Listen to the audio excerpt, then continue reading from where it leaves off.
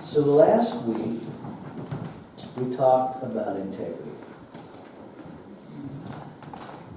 And to recap briefly, integrity as wholeness, less as about honesty and telling the truth, and more about understanding that we are integral beings, we are whole.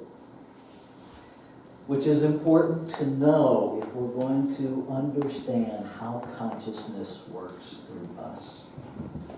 Ernest Holmes taught over and over again that there is no such thing as your consciousness and my consciousness. There is simply consciousness. And in these human forms, it's very easy to slip into my consciousness. And about the only place where that really works is if we're equating consciousness with our physiological state of being awake or our state of awareness, because that is very individualized. And we are absolute consciousness in form. That is who we are. And that's a lot to wrap our little human heads around. My buddy, Reverend Jeff Anderson at Oakland CSL, shares that he was doing a meditation one time and it's like, I want to know everything. And all he got was, Jeffrey, if you knew everything, your little head would explode. And I think that's probably true. I don't think we are designed to know everything, at least not in this moment. I'm often asked by students if I still have stuff to work on, which just makes me laugh. And if any of you know me, it would make you laugh too.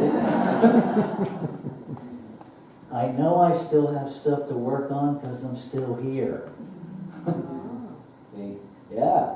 See, when there's nothing left to do, I'm pretty sure we drop the bod and hit the white light. I don't know that for fact. I don't know that for fact because I haven't done it.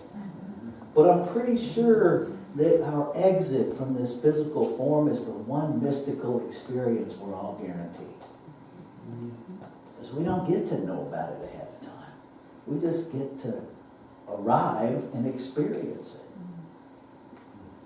In the meantime, while we are still here, very much in form, what are we attending to?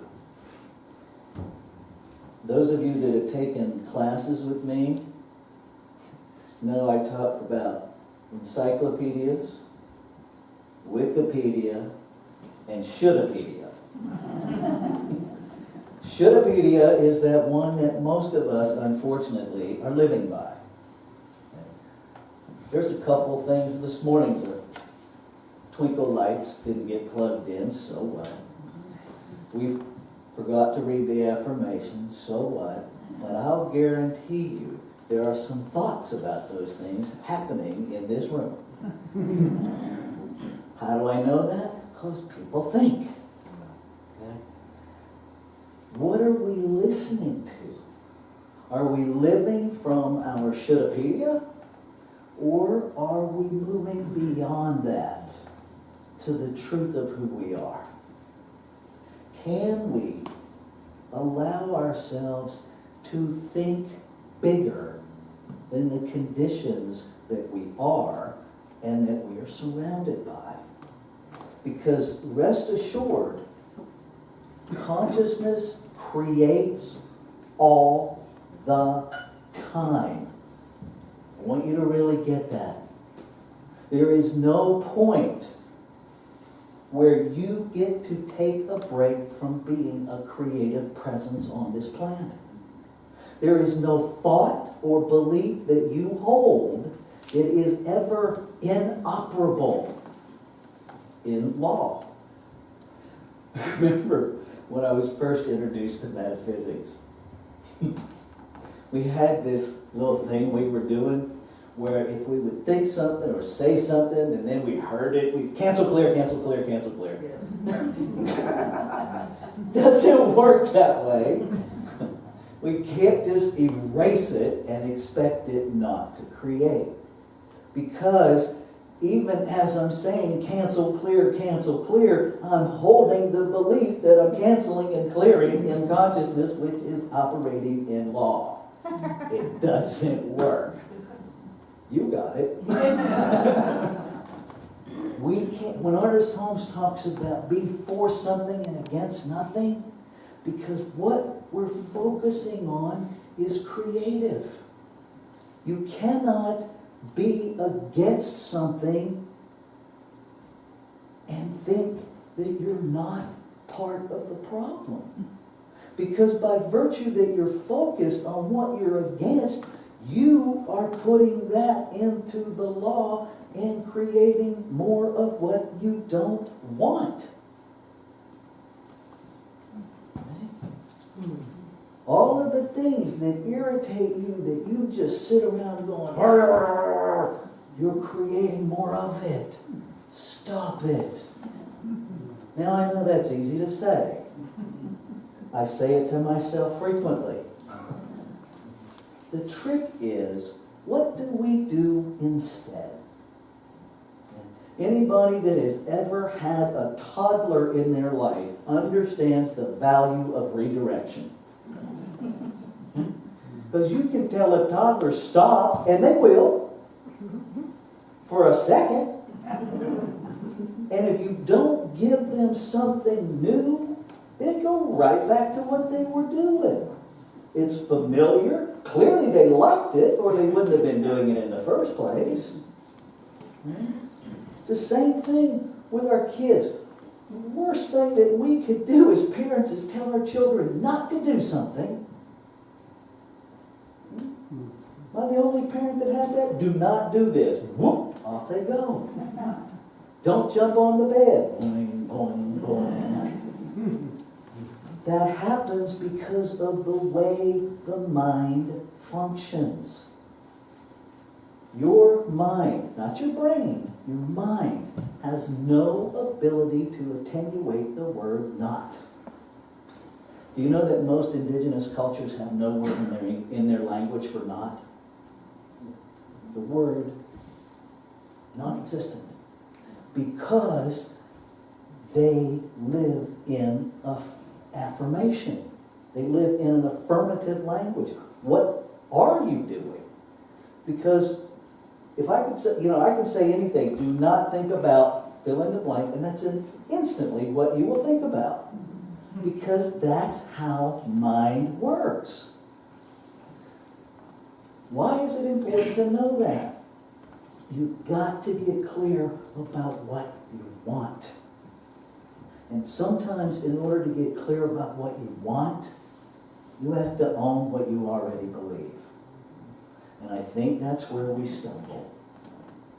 Because I don't know about you, but I have beliefs I'm not proud I have. I have volumes of shouldapedia that somebody else put on my shelf. They're still mine. How do I know? Because every place I go, there they are. See, if they were just my parents' volumes of shouldapedia when I moved out of the house, they'd be done. I wouldn't be referencing them anymore. Okay? And now I have digital volumes. I don't even have to go to the shelf. It's just boop there. Thank you, evolution.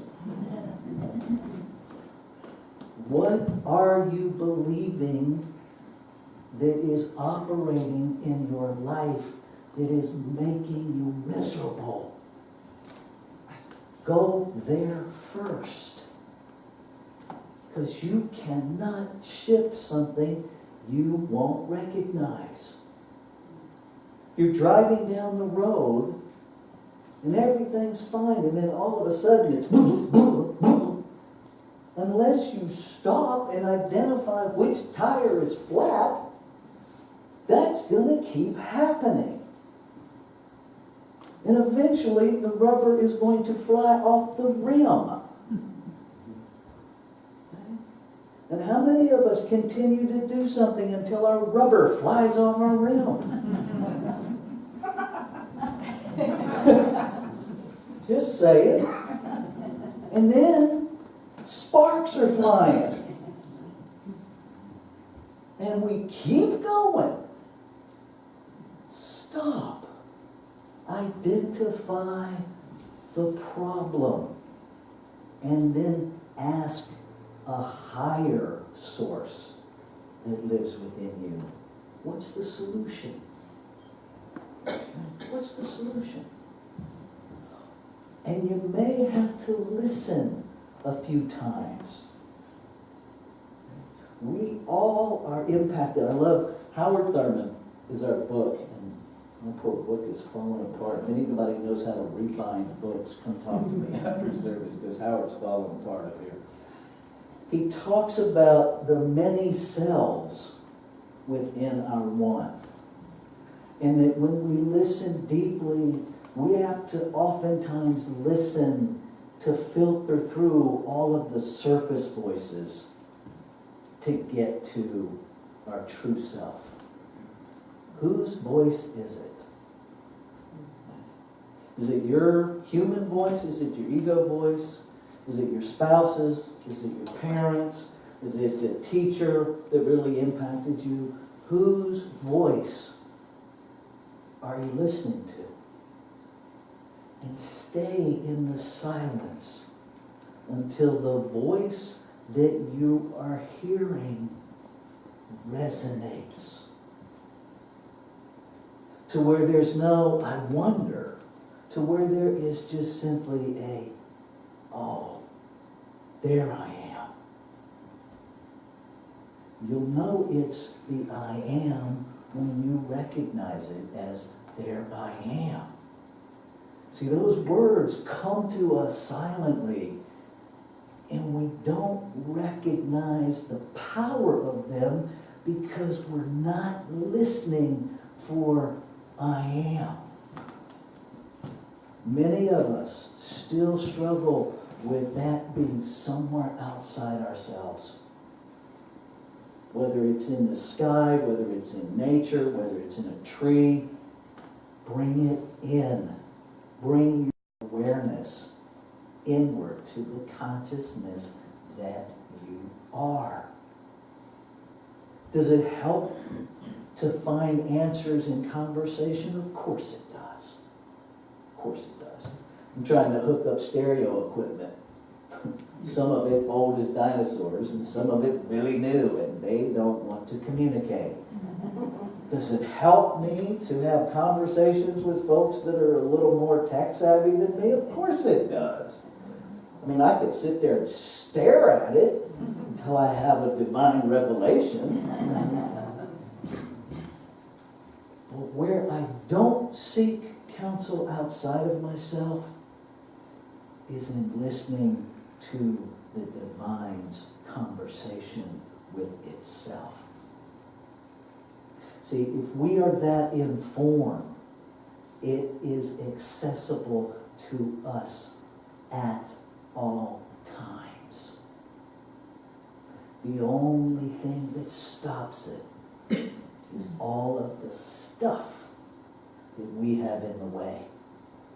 All of the beliefs that are operating that tell me I'm less than. See, my desire to make you the authority in my life is anchored in a belief that I am incapable of that. And that's never true.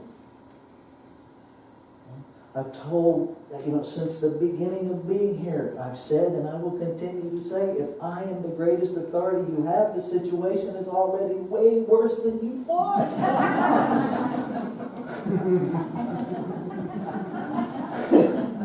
I'm not kidding. You have every answer you seek. I'm a great tour guide. I'm really good at asking the questions that will help you access your own answers. But I do not now, nor will I ever have your answers. I don't have them. And I'm not going to pretend that I do. Because how insulting would that be to you? See, that presumes you don't have them. And you do. The biggest myth that I want to blow up this morning is this idea that you can have anything you want. You can be anything you want. It ain't true. It's never been true. We get what we have the consciousness to create.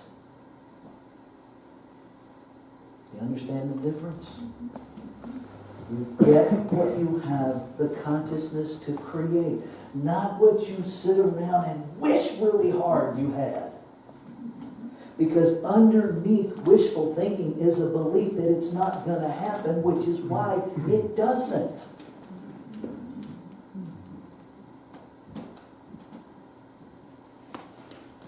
What do you believe? Want to know what you believe? Look at your life. There it is. Are there situations that happen where we're interacting with one another, where we're impacted with one another? Absolutely. Is there such a thing as a no-fault creation? I don't know. I don't know. What I would ask is, why are we focused there? Why do we care whose fault it is? What is operating that we need to make somebody else responsible for our experience? See, only thing I can get to is that that's anchored in a belief that I'm a victim and there ain't a word of truth in it. It doesn't mean, and I want to be really clear here, that does not mean that people do not perpetrate acts of violence against one another. It's not the kind of victim I'm talking about. I'm talking about the kind of victimhood that is systemically, creatively helpless. That doesn't exist. It can't. Because to say that that exists is to say that creation, the divine, absolute reality, God, whatever word you use for it, created something flawed out of itself, which is pure perfection. It's like creating water where there's no wetness. Can't happen. Can't happen. So if you get nothing else this morning, at least hear enough to play with the idea that there is not now, nor there ever been anything incomplete in you. That everything you need, you already have. The smorgasbord is there. All you have to do is get up and serve yourself. No one is going to bring it to you. It's there. It's in you. How do you do that? Shift your belief. You have to believe that it's true. You don't have to move from knowing about to knowing just yet. Use the bridge of belief. Test it. Ernest Holmes said over and over again, I would rather have you experiment. I would rather have someone test these teachings than to have all the knowledge. See, knowledge is just that. I can look at it, it's really great, but if I can't use it, it's worthless. I have a beautiful truck. I love my truck. And if all I do is sit and stare at my truck, it's pretty worthless truck. It's pretty, but it's not doing its job. It's not moving me from one space to the next. Learn how to use you. Experiment. Okay. Rumi says it this way. If we equate absolute consciousness with love, our job is never to create new love, but simply to remove all of the barriers that we've created against it. What barriers have you built between you and your divinity? What lies are operating that keep you small? That keep you from diving in to the buffet? What stops you? It's the one buffet that's calorie-free. Can have all you want. I don't even know where that came from.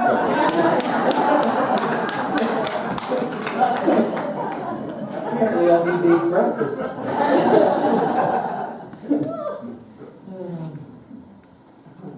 So I want to read a bit of Howard Thurman and then I'm going to close out.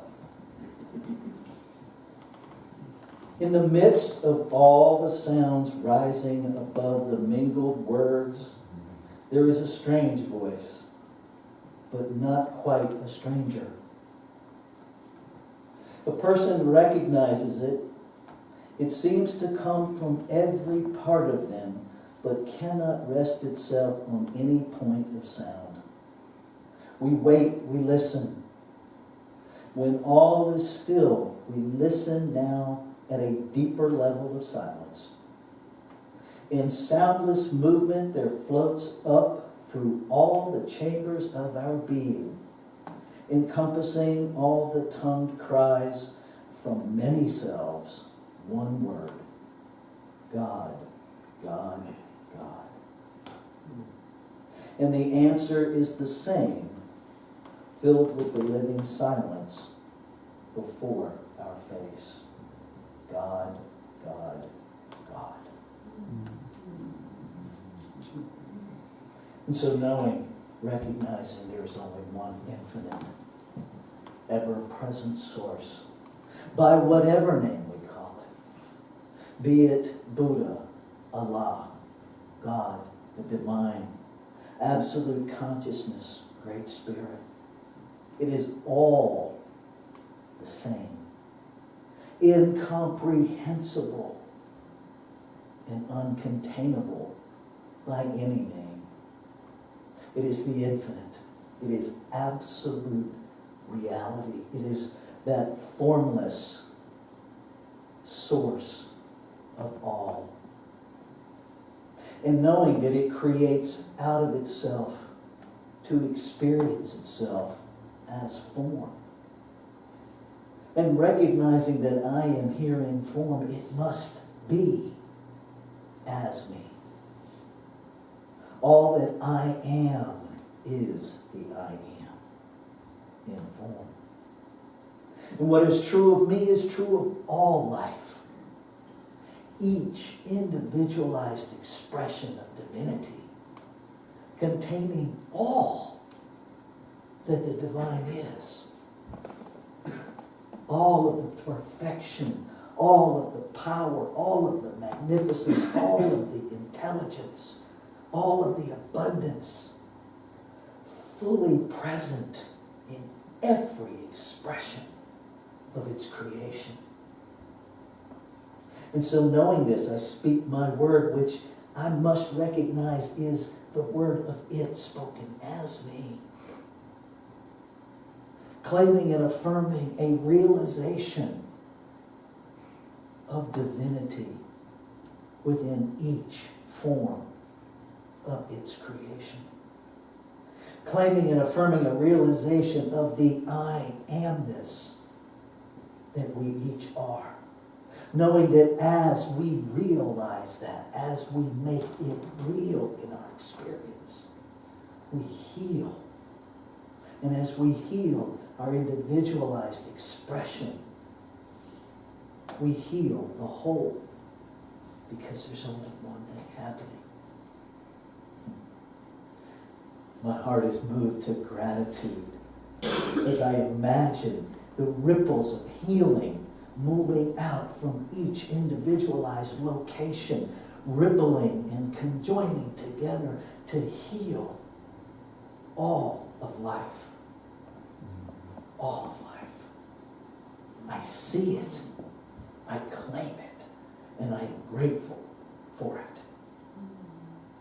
And so in this prayer of gratitude, in this prayer of thanksgiving, I release my word with absolute confidence that it's already done.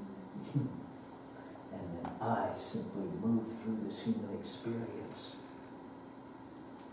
finding and celebrating the evidence of its completeness. And I invite you, if this has resonated with you in any way, that you step into a new level of you, that you step up to the smorgasbord, as we say together. And so it is.